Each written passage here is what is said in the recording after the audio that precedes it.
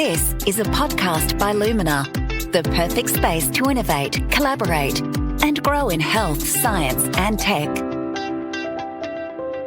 Dr Padma Gadiyar, welcome to Healthtech Talks. Thanks for having me here, Rebecca. Dr Padma, you describe yourself as a leading healthcare consultant and disruptor. You're an experienced dentist, entrepreneur and advocate for leveraging technology in dentistry to enhance patient care and practice efficiency. You're the creator of Smilo, and we're going to learn more about Smilo.ai today. You're also an author and a renowned speaker. It's an absolute pleasure to be talking with you today, Dr. Padma, as the third interview in our three-part series on business and client relationship automation. Let's start by talking about Smilo.ai, such a great business name. Can you tell us what Smilo.ai is and how the idea for the business came about? Smilo.ai is a digital platform that uses artificial intelligence and smartphone technology to bring dentists in your pocket. We do dental checkups. No pain, no needles, low cost, and guess what? In less than 3 minutes, you get your personalized oral health report anywhere, anytime, with just a click of a button. And you don't have to go to the dentist? No. You do it all from where you are, where you're comfortable, no anxiousness, no anxiety. You can do it from your smartphone. So it uses artificial intelligence, or AI. Now, AI is becoming a tool many businesses are gravitating towards. How is AI built into your platform? We use image recognition and computer vision technology. Basically, as a dentist, which I am, how I would look into your teeth and identify problems. In the same way, we get you to submit 5 of your mouth selfies. And based on what we can see, like a dentist, that's how our AI is trained. We identify problems, screen them for you, and tell you what's going on in simple, plain language, making communication, education, simple and easy. So I can be sitting at home, take some photos, I am assuming that would be guided by the app so that you're getting all the angles that you need. Absolutely. And that then is sent through to a dentist, or does the AI then do that part? The AI does the part. That's how we have trained it. Post that, we do have different call to actions, whether it's booking a service with a dentist based on the recommendations that you need treatment done, or maybe you don't need a treatment but need better products to use at home. That's where the actual oral care happens. That's at home. Or you can talk to a dentist via telehealth. So how did you come up with the idea? I'm a dentist myself, a multi-practice owner myself, but inherently I was looking at, as a dentist, I can treat 8 patients to 10 patients a day. As a multi-practice owner, I could treat 100, 200 patients a day. But even in a country like Australia, where we have the best healthcare systems in the world, more than 50% of our population do not visit the dentist. Is that right? Absolutely. And this number is just rising and rising because of the cost of living. Is that the main reason they don't go, because of the cost of living, or is it that fear as well that some people have? We've done our research, and the research says it's not just the cost, it's the unknown.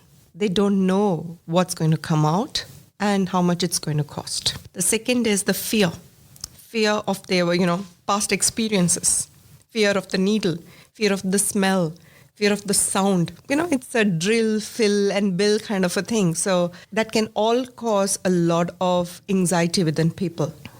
But another important thing that actually highlighted once I started building Smilo.ai is accessibility to care.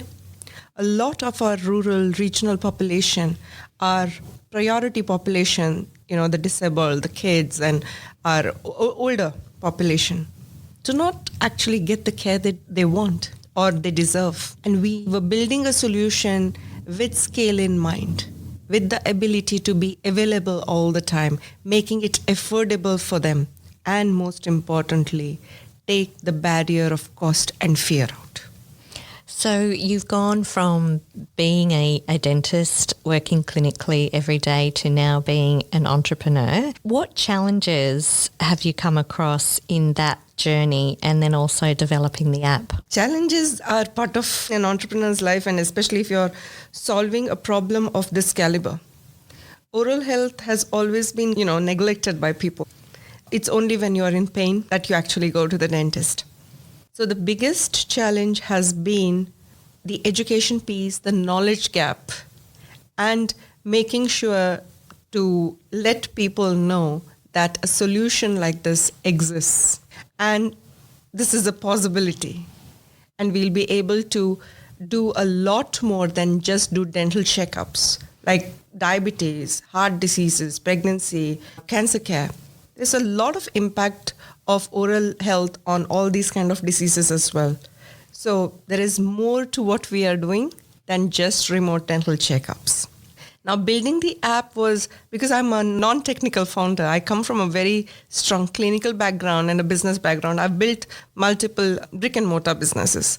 So the biggest challenge was for me to understand how the technical world works, how the MVP is made, how do you collect feedback from people, and all the regulatory compliance framework, the legality around it. We didn't have to think all this in a brick and mortar business because we already had a fixed formula around it. So the challenges while building the solution or the app is, you have to be very precise and efficient with everything you do, from as simple as UI UX research to making sure your AI works and is actually doing a great job at what it is, and then figuring out how to actually bring the solution out in the market and promote it and sell. So every step as an entrepreneur, I've been challenged. As a founder, I've been challenged. As a clinician, I've been challenged, right? So it's been a fun ride, but one of the most difficult rides I've taken. And you're still going. Oh yeah, it's not just the passion to solve this problem. It's the purpose, because over 85% of the global population do not have access to oral health care. And if we can bring this into their hands, it will just change the way we've been perceiving how dental care, dentistry, or oral health is. And as you were saying, the flow-on effects of oral health on your entire health is just so important, isn't it? Absolutely. And that's the insights we are deriving at the moment, especially with diabetes care, pregnancy, young kids, young mothers, cancer care. That's where we are actually seeing a lot more impact that can be created. Now, Padma, what are the benefits of SmileLoad for dental practices? How can the app connect with patients better and drive practice growth? I'm a dental practice owner myself. When a patient walks into the chair, that's when we all get paid. And we do not have a way of connecting with our patients once they've left the practice efficiently. And we only see them, every 6 months if they're really good, but most of them every 2 to 3 years, right? So that's where Smilo comes in to help, reassuring them that we are there in their pocket when they need us.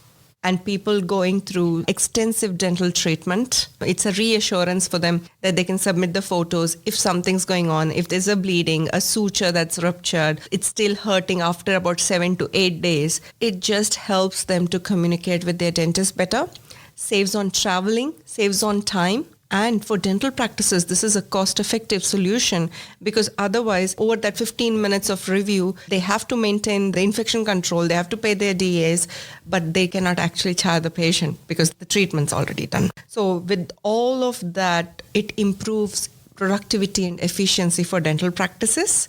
So they are saving time, making more money.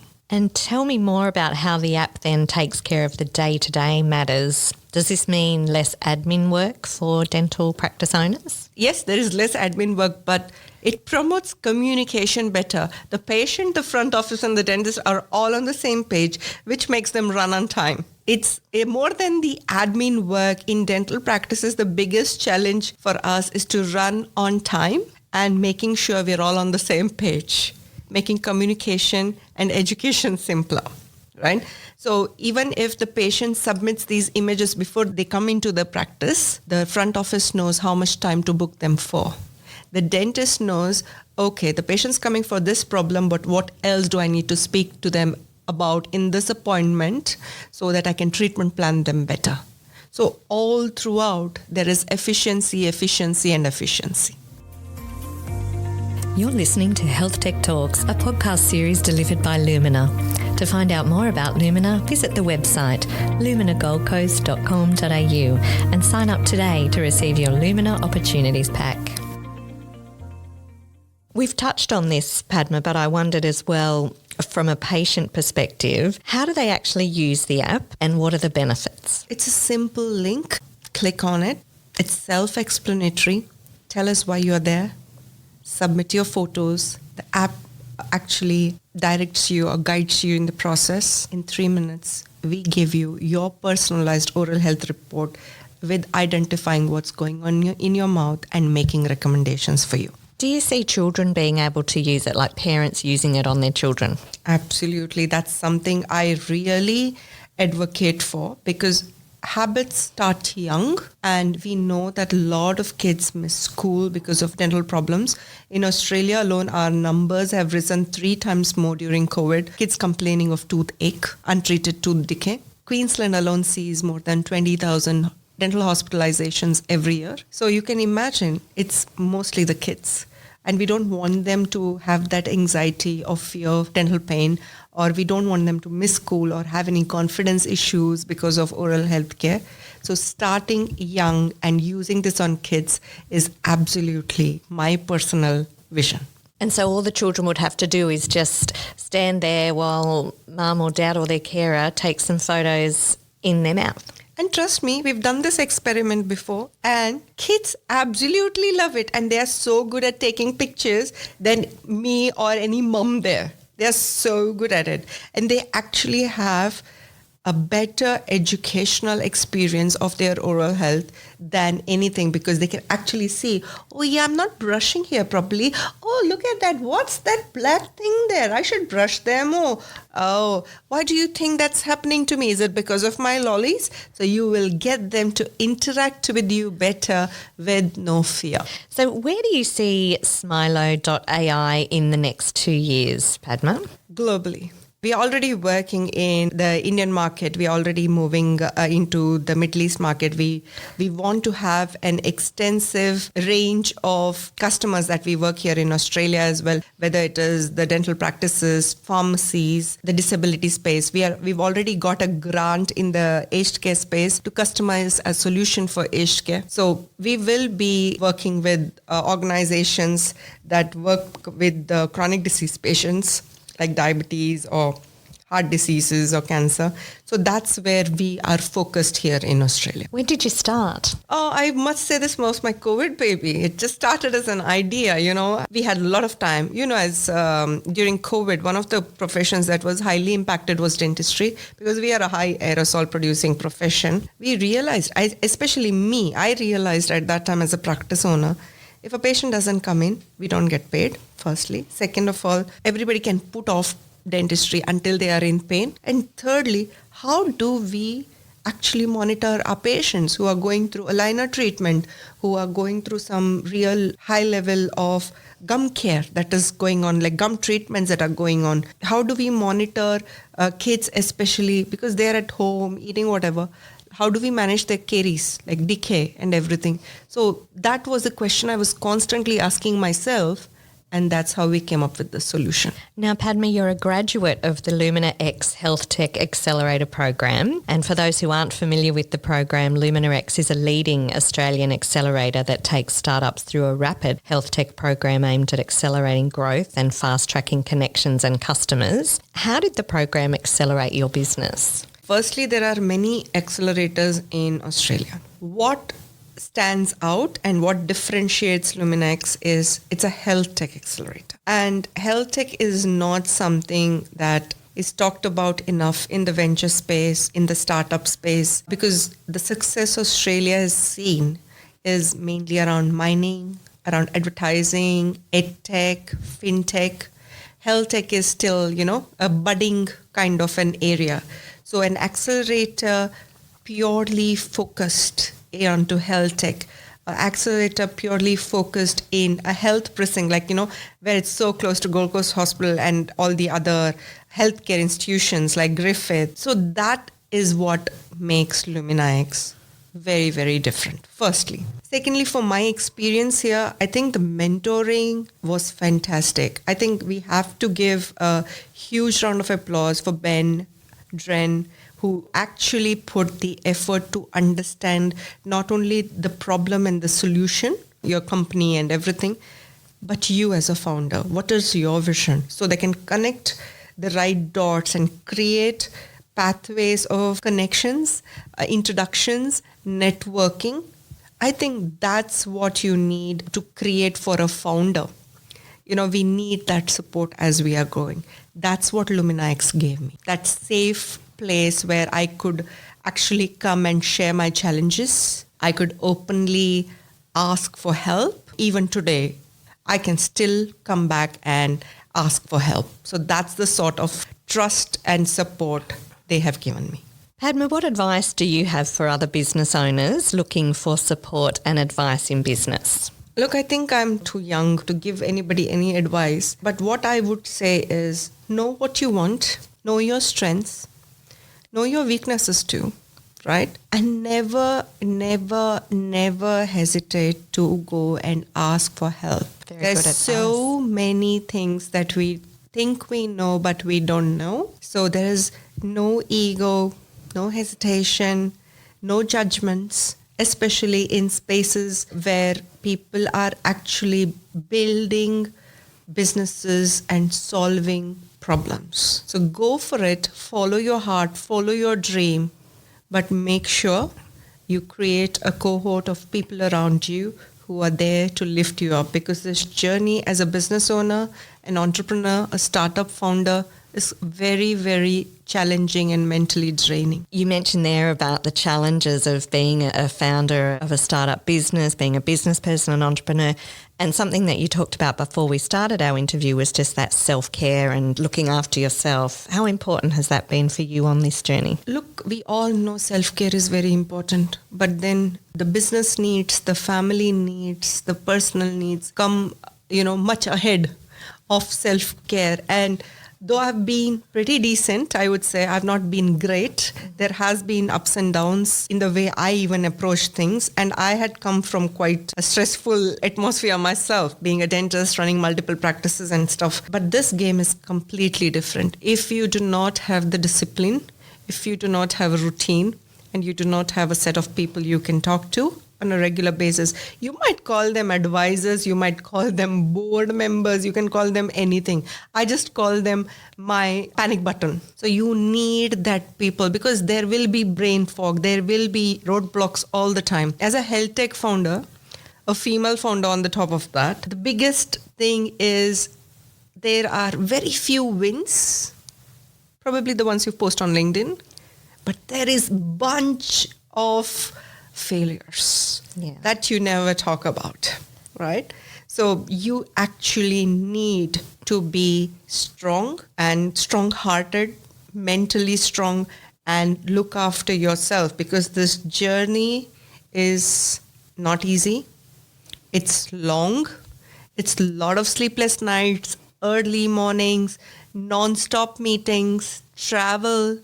Your food gets affected, your relationships can be affected. So making sure even before you start and having that conversation, having that communication with your family is very, very important. Now, in 2023, you were named as one of Queensland's 40 under 40 by In Queensland. Congratulations, that's amazing. Now, this program acknowledges the movers and shakers of the young business world. What did that recognition mean to you and your business, Padma? Oh, Rebecca, I can't express that in words because, I'm a migrant. I moved to Australia from India. And I did not even imagine something like that can ever happen to me, right? It was not in, my goals or dreams. I'm a small town girl, moved to Australia with just a dream of having a better life. But this country has welcomed me with open arms, given me opportunities, given me a chance to build a life where it's not only growing personally, but also professionally. I don't have to think. I can go and attempt to do something totally different. So this recognition for me was more than just an award. It was like The work I have done is meaningful. It's actually impacted people. It's actually being recognized. So that was the sort of happiness it brought to me. It was not the award. It was like, I am truly being accepted as an Australian now. The work I'm doing is being appreciated. So that was that moment, the penny dropping moment for me as I was walking through to collect that award. That's so very special. Congratulations. Thank you so much for talking with us today. It's been really wonderful, and I can't wait to see where Smilo.ai is in a couple of years' time. Thank you. Thank you for listening. We hope you've enjoyed our 3-part series on business and client relationship automation. If you've liked this episode and other episodes of Healthtech Talks, we'd love it if you could write a review or give us a 5-star rating so that others can find our podcast.